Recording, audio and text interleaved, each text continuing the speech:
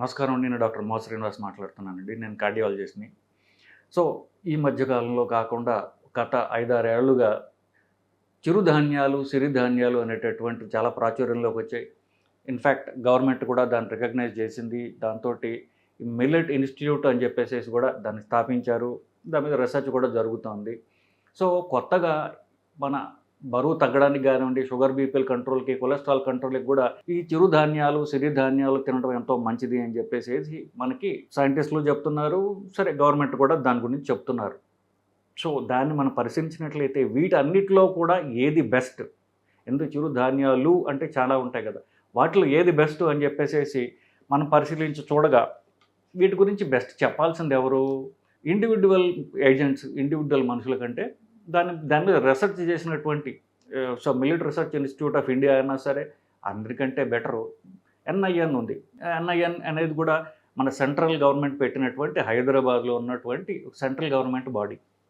So, national institute of nutrition దాని పేరు. National institute అంటే భారతదేశం మొత్తానికి కూడా ప్రతి ఏరియాలో ఏది తింటున్నారు, ఏవి తినడం మంచిది, ఏవి తినకూడదు, ఇట్లాంటి వాటి మీద వాళ్ళు పరిశోధనలు చేస్తున్నారు. సో, వాళ్ళు ఒక పుస్తకం రిలీజ్ చేశారు. ఒక 2017లో ఇంటర్నెట్‌లో ఉంది. ఇప్పటికి ఇంటర్నెట్‌లో ఉంది. సో, ఫుడ్ రీసెర్చ్ టేబుల్స్ అని చెప్పేసి వాళ్ళు ఒక్కొక్క టేబుల్స్ రూపంలో ఇచ్చారు మనం తినే తిండ్లన్నీ కూడా. సో, వాళ్ళు ఇచ్చిన దాంట్లో టేబుల్ నంబర్ 6 టేబుల్ నంబర్ 6 పేరేంటి? Starch and individual sugars. అంటే మనం తినే కార్బోహైడ్రేట్స్ ఎక్కడెక్కడ ఎక్కువ ఉన్నాయి అనేటటువంటి దాంట్లో సిరియల్స్ అండ్ మిల్లెట్స్ అనేటటువంటి వాటిని అనలైజ్ చేసి వాళ్ళు చెప్పారు. సో, వీటిల్లో ప్రతీది అంటే ఫర్ ఎగ్జాంపుల్ సజ్జలు, జొన్నలు, మొక్కజొన్న, కినోవా, రాగి, తర్వాత రైస్, తర్వాత గోధుమ, ఇవన్నీ కూడా వాళ్ళు ఒక్కొక్క దాంట్లో కార్బోహైడ్రేట్ ఎంత ఉంది, ఫ్యాట్ ఎంత ఉంది, అలాగే ప్రోటీన్స్ అంటాం, ఇవి ఒక్కొక్కటి ఎంతెంత ఉన్నాయి, ఇంకా డెప్త్‌లోకి పోయి దీనిలో వైటమిన్స్ ఎంత, ఇవన్నీ కూడా చూశారు. మనం ముఖ్యంగా బరువు తగ్గడానికి, షుగర్ తగ్గడానికి వీటి గురించి మాట్లాడుతున్నాం కాబట్టి వీటన్నిటిలో కూడా కార్బోహైడ్రేట్స్ అంటే ఎనర్జీ అంటే క్యాలరీస్ ఏది తక్కువ ఉన్నది, మనం అన్నిటికంటే ఎక్కువ ఉంది, ఏది తక్కువ ఉంది మనం తెలుసుకున్నట్లయితే అప్పుడు ఏది తినొచ్చో అని తెలుస్తుంది. మిల్లెటో అది కాదో మనం బేసికల్లీ ఏది మంచిదో గురించి చూసినప్పుడు వీటిల్లో అన్నిటికంటే క్యాలరీస్ తక్కువ ఉన్నదేంటి? సజ్జలు. దాన్ని బాజ్రా అంటారు.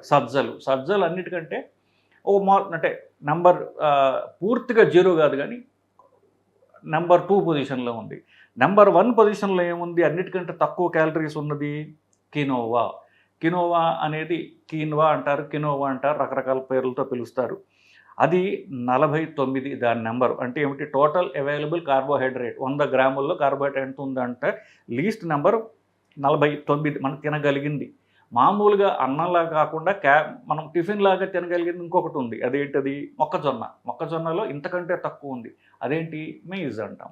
మొక్కజొన్న అనమాట.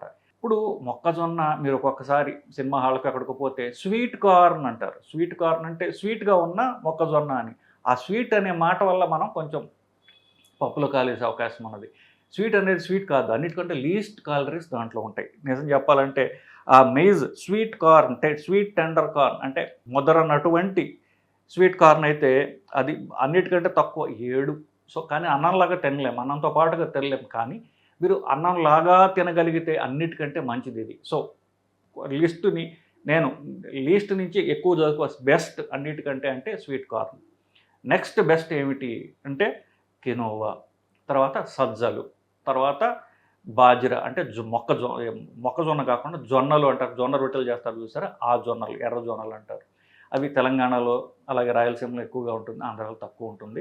తక్కువ పండిస్తూ ఉంటారు. సో, దొరుకుతాయి, దొరకక కాదు. సో, ఇదే ఆర్డర్‌లో తినొచ్చు. మొదటిది మొక్కజొన్న, అది టిఫిన్ లాగా తినొచ్చు, లేకపోతే లంచ్‌లో అదే తినేసేయచ్చు. కీనువా అనేది ప్రాక్టికల్. మీరు తినేటటువంటి కూరలు, పచ్చళ్ళు, పప్పులు వాటిలో తినవచ్చు. సజ్జలు అనేది ఇంకొకటి. సజ్జలు అనేది ఎక్కువగా పాపులరైజ్ కాలేదు. జొన్నలు అనేది ట్రెడిషనల్‌గా ఎక్కువ తింటున్నారు. బట్ ఈ సజ్జలు అనేది కూడా లో క్యాలరీ. సజ్జలతోటి రొట్టెల్లాగా చేసుకుంటారు. సద్ద పిండి చేసి ఆ పిండిని రొట్టెల్లాగా చేసుకునేటటువంటి ఆచారం కూడా మన ఎక్కువ ఈ తెలంగాణలో ఉంది. సో, మనం ఎక్కువ క్యాలరీస్ ఉన్నటువంటి రైసు, దాని తర్వాత నెంబర్ 2 అయినటువంటి వీటు తీసేస్తే, సో, కీన్వా ఒకటి, సజ్జలు ఒకటి, ఈ 2 మనం అన్నంలో తినగలిగినటువంటి రొట్టెలు. సో కీనువా అనేది అది ఒక ఉప్మాలాగా వస్తుంది. దాన్ని మీరు కూరల్లో అన్నంలాగా వండి తినేసుకోవచ్చు. సజ్జలు కూడా ఇంకా చీపర్ వెరైటీ. సో పల్లెటూళ్ళలో కూడా తినదగ్గది. ఒక రొట్టెలాగా చేసుకుని సజ్జల్ని తినొచ్చు. ఈ సజ్జలు అనేది చిరుధాన్యాల్లో పాపులరైజ్ అయింది. కీనువా కొంచెం కాస్ట్లీ కావచ్చు. కొంచెం కీనువా కాస్ట్ అనుకున్న వాళ్ళు సజ్జలు అనేది ఒక గుడ్ ఆల్టర్నేటివ్. నెక్స్ట్ జొన్నలకొస్తుంది. జొన్నలు రైస్ కంటే కొద్దిగా ఒక 10 కిలో క్యాలరీస్ తక్కువ ఉన్నటువంటి మిల్లెట్. సో జొన్నలు పాపులరే. జొన్నల కంటే సజ్జలు బెటరు. సజ్జల కంటే కినోవా బెటరు. కినోవా కంటే మొక్కజొన్న ఇప్పుడు నేనైతే వారానికి 2, 3 రోజులు ఒట్టి మొక్కజొన్ననే కూరలాగా చేసేస్తారు. సో అది నేను తింటూ ఉంటాను బేసికలీ. సో అది లీస్ట్ క్యాలరీస్. మీరు అన్నం కాకుండా జస్ట్ మొక్కజొన్న తినగలిగితే అంతకంటే కావాల్సింది ఏం లేదు. సో ఈ 3 ఆల్టర్నేటివ్స్ కింద పెట్టుకోండి. వారానికి 1, 2 రోజులు మొక్కజొన్న, 1, 2 రోజులు సజ్జలు, 1, 2 రోజులు కీన్వా అలా పెట్టేసుకున్నట్లయితే ఖచ్చితంగా మీ బరువు తగ్గుతుంది. అలా అనుమానమే లేదు. సో ఈ 3 ఆల్టర్నేటివ్స్ గుర్తుపెట్టుకోండి.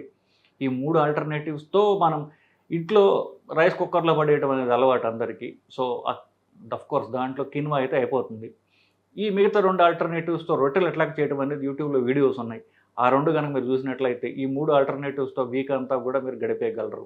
సో ఈ వీడియో మీకు చాలా ఉపయోగపడి ఉంటుందని నా నమ్మకం. సో ఈ నెక్స్ట్ నేను చెప్పినటువంటి సజ్జలతో ఎట్లాగా రొట్టెలు చేసుకోవాలి అనేది మీరు యూట్యూబ్లో పాపులర్ వీడియో అది చూసినట్లయితే అది కూడా మీరు వారానికి కనీసం 1, 2 రోజులు తిన్నా సరిపోతుందండి. నమస్కారం.